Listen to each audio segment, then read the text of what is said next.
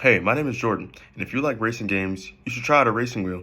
They offer a great immersive experience, and they're really simple and easy to set up on console. Let me show you. The wheel I'm using today is a Logitech g920. It offers force feedback and 180 degrees of steering wheel range. It also comes with 3 pedals, so I have a brake, a clutch, and a gas. Here's one of my favorite YouTubers, Gooseyist, using the Logitech g920 on PlayStation to do some drifts. And as you can see, this gives him a great fun experience, and it was very simple for him to set up. This also gives him more accuracy when driving and just a more realistic driving experience on the game. So to really do this right, you're going to need a console, the Logitech G920, and a desk. And the wheel will fit most desks. Before you set up, make sure you have these things: a wheel and the pedals, and if you bought the add-on with the shifter, as well as make sure you have an Xbox console, or if you bought the PlayStation version, make sure you have a PlayStation. This also works with PC. Now we're going to start the setup. And when you first get your wheel out of the box, everything will be unplugged, and you might be confused on where to start. So the first thing I would pick up is the power adapter, and then I would also pick up the wheel and get these separated. And I say do that because the wheel is really the main source of the power for everything else. First thing I'm gonna do is plug this in. Plugged in, this green light is showing. So now I'm gonna flip the wheel upside down.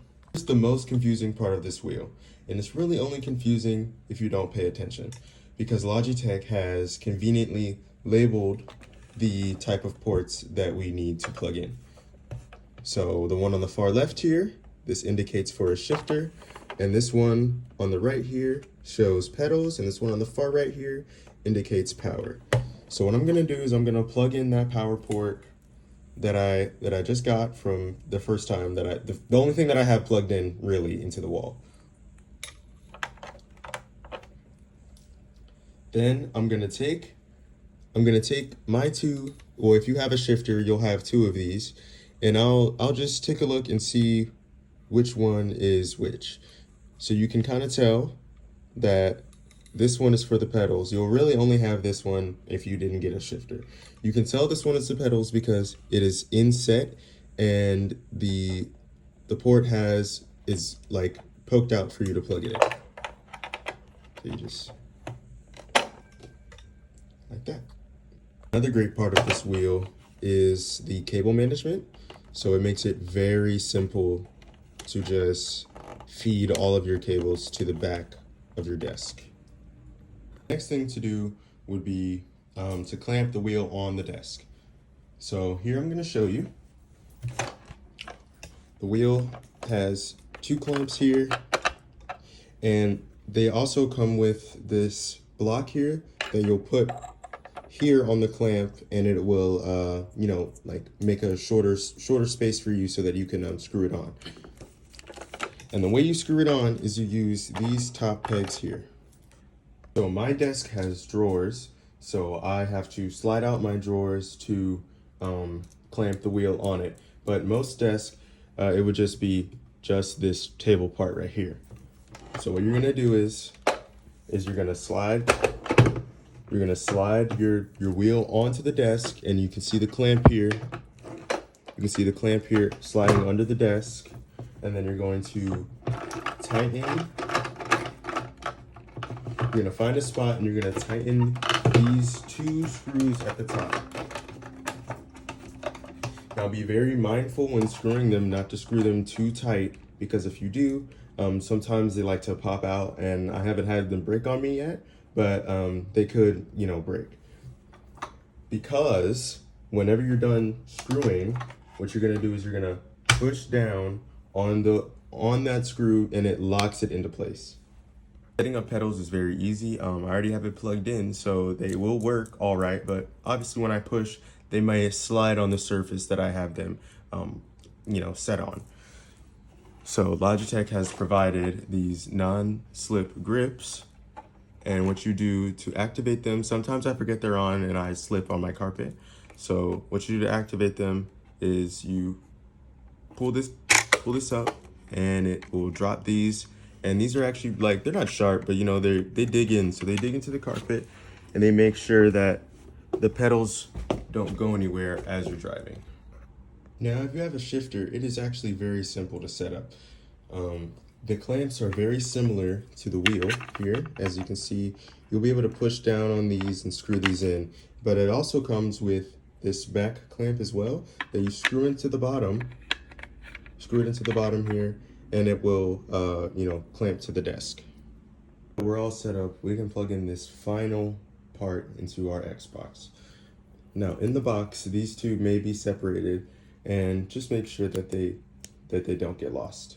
Run into an issue where your wheel is on and you feel like everything's plugged in and you have a blinking light.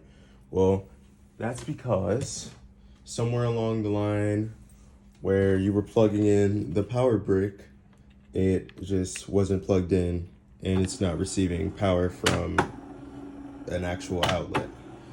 So you just need to plug it in, or if this is already plugged in and your outlet is plugged in and this light is on, then I would look under the wheel, look at that first thing we plugged in.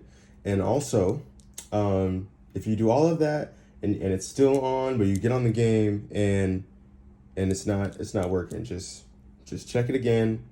Maybe turn off your Xbox, turn it back on, replug everything in, try again. Now that we have everything plugged in and our wheel set up, now we can treat this like a normal controller. So the buttons on the front act just like an Xbox controller, and if you have a PlayStation one, then it acts just like a PlayStation controller. And even though this car doesn't have a H pattern shifter in real life, the wheel does come with paddle shifters for a great manual experience. If you're wondering how to go into manual, or you just want to mess with the wheel settings and really tone the feel of the force feedback, most games have a settings, and actually most driving games will have settings for you and the wheel, and they go really in deep so that you can really fine tune. What I recommend is you look up a video on how to fine tune the wheel to which game that you're playing. And it's really simple to just put it in manual, because a lot of the times that's just set up in your assist and you just change that and boom.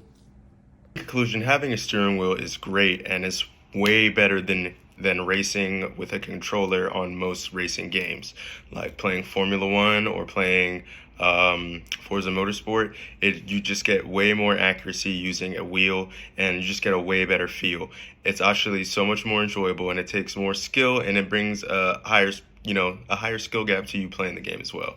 So that's all, and that's how you set up a Logitech G920 on an Xbox Series X. Y'all have a good one.